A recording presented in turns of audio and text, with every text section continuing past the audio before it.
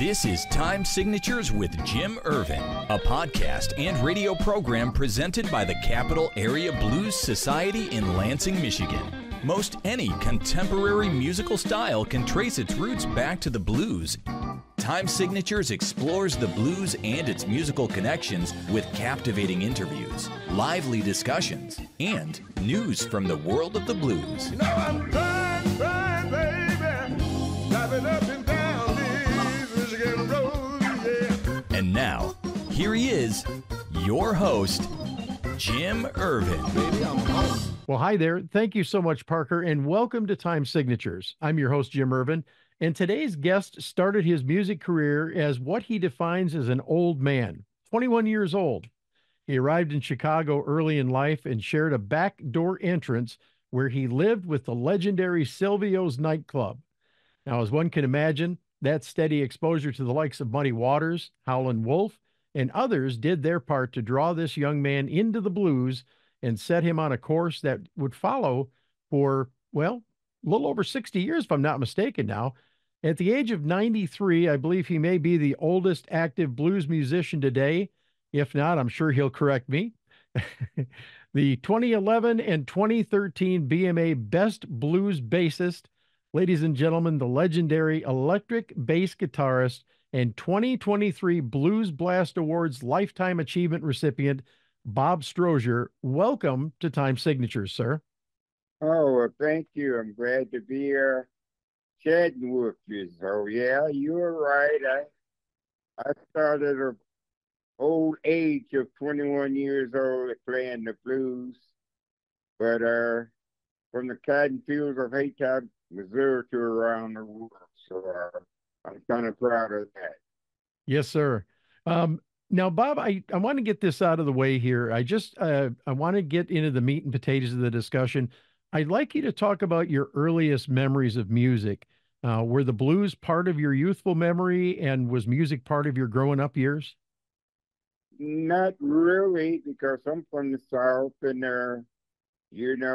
down south, for kids listen to blues. That I was devil music, so we had to kind of sneak around and do that. My father, he was a guitar player, and I didn't even know he played the instrument until I was 16 years old. Wow. Because he had to kind of keep that a secret.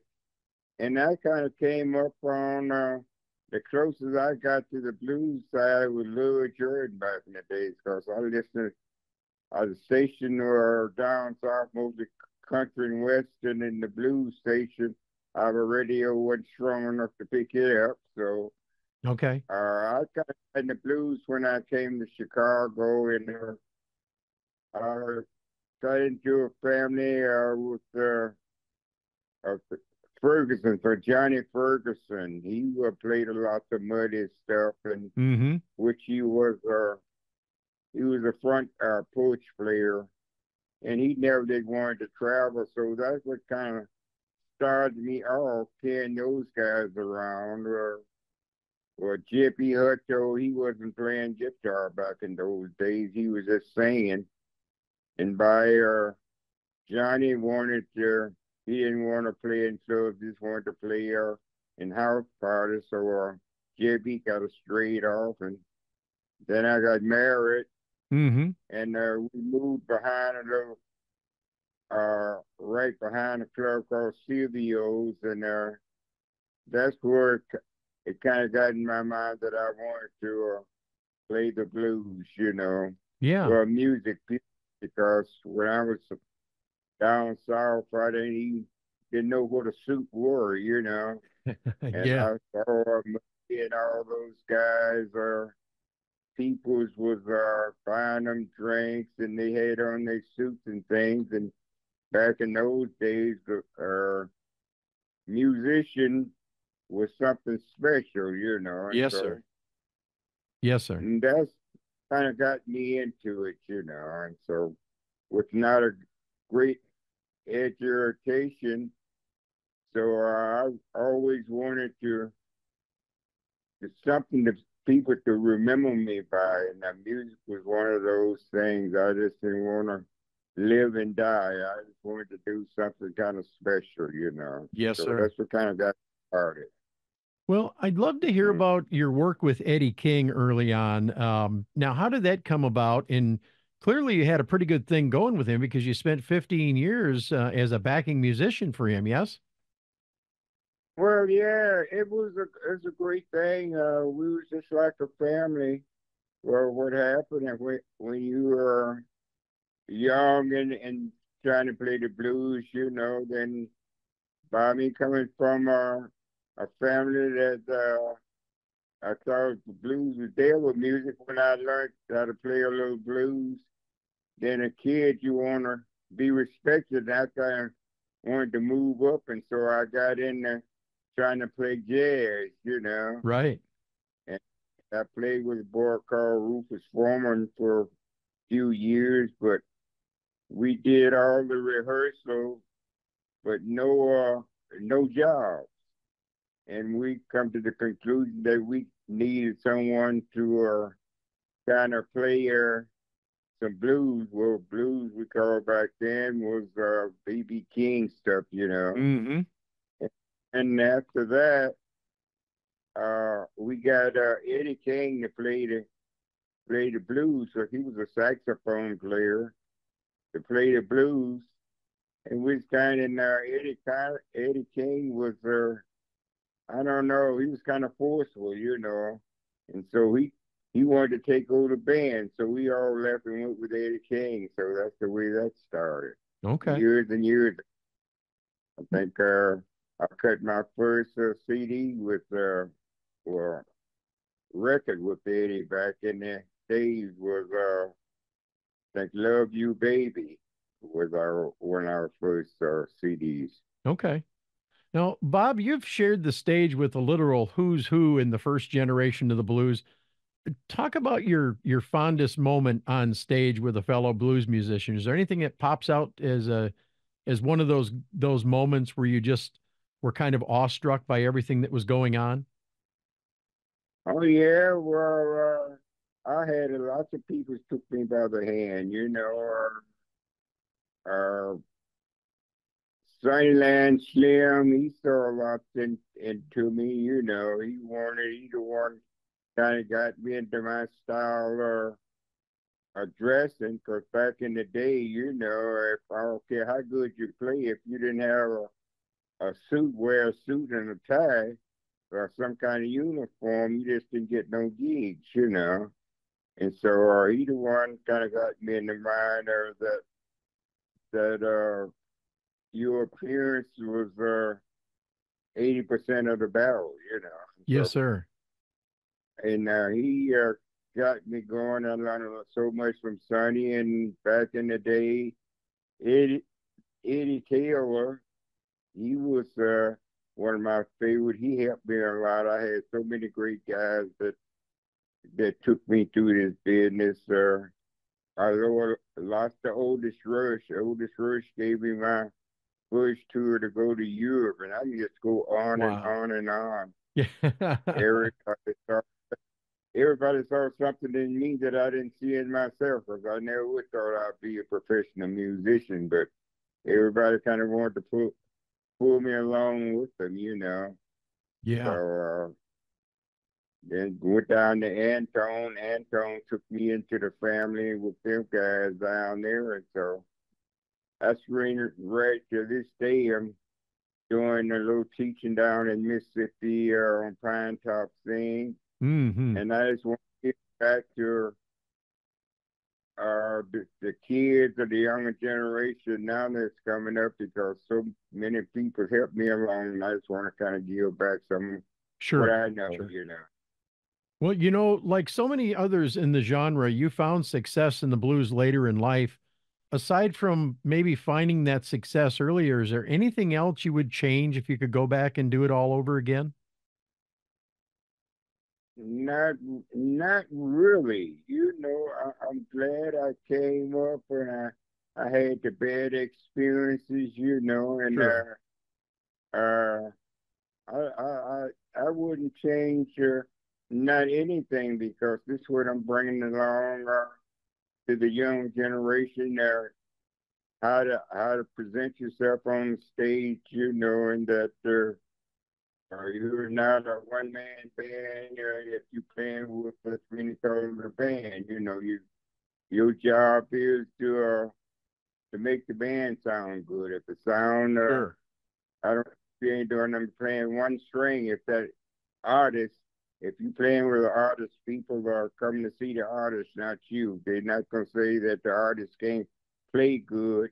They're gonna say you can't follow the artist, you know. Right. So but here, the younger generation, you know, they want to show how good they're playing, but people not coming there to see them. If you're a sad man, you know, Right. our job is to make the band sound good. Yes, sir. Bob, in your career, you've quite literally done a little bit of everything on stage, at smaller local venues, serving as a session musician, and of course, touring as a side musician for some pretty big names. What is your favorite role that you've had as a blues musician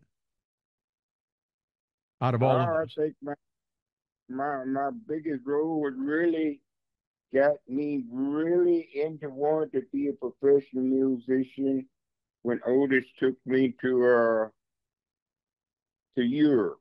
Hmm. Uh, I, I was I was never would thought that I would be a professional musician. I worked a day job and Yes, sir. come back. I mean, just was a side thing, but I think we went into France, Norway it were, and we got to Norway early around 8 o'clock that morning, and people was out circling the block for a show to play that night, you know. Hmm. And I said, wow, this is what I want to be. I want to be recognized like this, you know. Yeah. And so I think that was my biggest biggest moment. And now, old as I am, I could picture that today to see those people are coming out to see Otis, and that's what I say. I wanted to be like Otis someday. You know, people cheering up to come back and support me like that. You know. Sure. Yeah. You know, without a doubt, your music is 100% old school or classic blues. And at least for me, there's something super special about the sound and the feel of classic blues music. Matter of fact, I just went and visited a record store here in East Lansing called Flat Black and Circular, and I picked up an album from the Chicago Blues Fest in 1980, and I also picked up a Coco Taylor. And there's just something about the classic blues, isn't there? Well, yeah, you just don't beat it. You know, back then you played as a group and you played with one another, and it's a feeling. You know, it's Yes, so sir. much feeling in the old music. And I know I tried playing a little bit everything. I played, but blues music, I feel it because I don't know, it's just something about it. It's not there have to be that fancy, you know, something that people can feel in their heart. Or Yes. you can pat your feet by, you know. So Yep. I don't think that kind of music will never die, you know. Well, I'm a firm believer in that, and you know, the blues. That's one of the things I've always liked is something that makes me feel. Um, Bob, I want to ask you, talk about your exposure and opportunities to mentor the new generation of blues musicians that are coming up. I can only imagine that you're dropping some genuine sage advice to these younger guys and gals. Yes? Oh yes, just like I told you a few minutes ago. But if you're a side man, you playing as a band. Don't get out and try to show people how good you is. It's not how good you playing if you're a side man or playing with the band. Your job is how good you make the band sound. That's our Right. job. You know, that's how I look about Otis Rush. He never wanted me to play nothing fancy. He want me to uh, set the pattern for him. And I think about being a bass player, that's our job, not to play not to play the guitar bass, is to set the pattern so the guitar player who you working with can play behind you. Up to these days here now, and I'm an old man, and that's what keeping me working because people want or love my playing and the way I support them, not me supporting myself, you know. Yes, sir. This is Time Signatures. I'm your host, Jim Ervin, and along with me today is Bob Stroger. Bob has been around over 60 years. Is that not correct, I believe? That's right. He's I've been in the business for long. he's been at it a And long proud. time, man. That's I Yeah, wanted go ahead. I'm just so blessed, you know, that as of age I am, I think I'm here's about the oldest one in here. I call Bobby Rush my son. I think Bobby Rush is about 2 years under me. Okay. You know, I'm about the oldest one out here now is touring and playing the music, you know. So Yeah. that makes me feel good, and I just thank the good Lord above that they have gave me strength, and I still can walk around and have fun on the bandstand. Yes, sir. Bob, I want to ask you about working with the young pianist Ben Levin. What's he like to work with? Because, man, he seems like he's a real, genuine old soul. Would you agree? Oh man, that's my little friend. Yeah, we talk so much, and anytime he come to town, you know, he still want me to play with him. You know, so Ben, ever since I first met him about 5 years ago, he just hung on to me, and he's a truly a good musician, and you can tell by everybody want to be a part of him. You Yeah. know, so he's one of the better youth musicians that's coming up, I think now, Yeah, I and I would have think to he's gonna agree. be a superstar.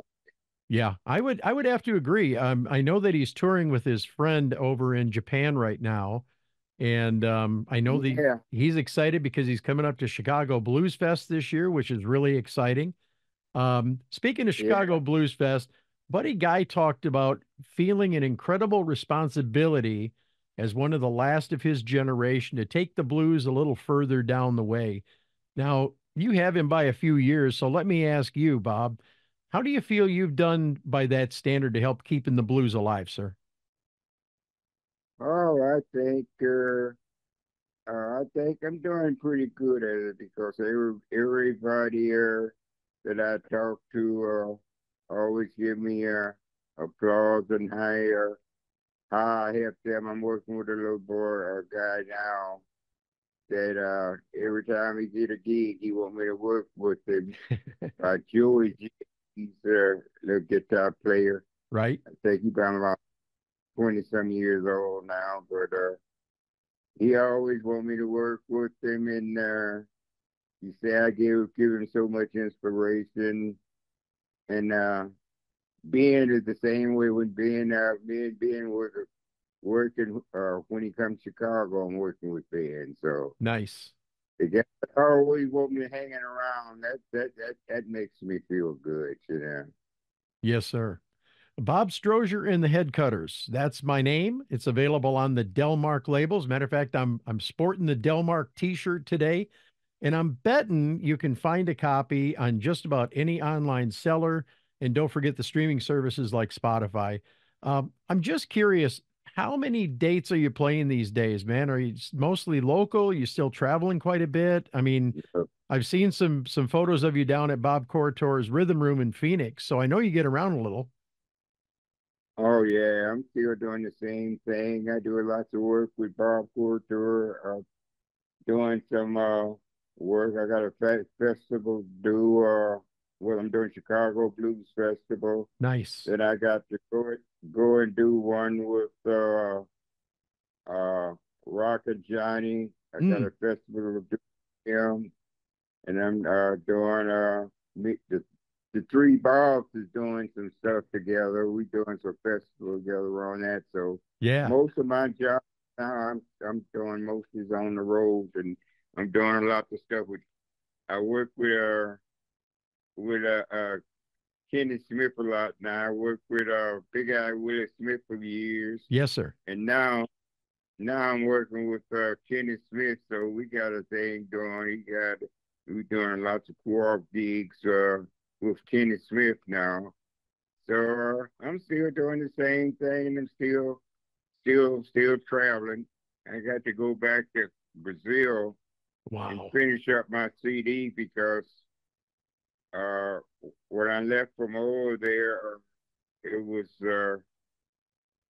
well, this virus was going on. You know, I supposed to went back over to Okay. do another CD for Delmar, but I went back over there and didn't finish it, and it came back. And so now I got to go back over and finish the CD.